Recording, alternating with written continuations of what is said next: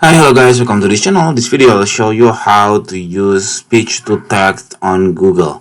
There are three options that if you want to use Google services for speech to text. First, you can use your Google Translate. You can use this Google Translate to do speech to text by clicking this microphone button.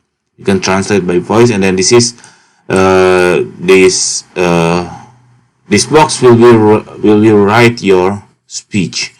And then the next one is, if you are using Android, you can install the Google keyboard, or on the top of your Google keyboard it's supposed to be have a microphone button that you can do speech to text on that keyboard. And then the last one is using the Google Docs. So I've had this tried. I do speech to text on this Google Docs. How to doing that? You just open your Google Docs and then click Tools here, and then here there is an option of voice typing.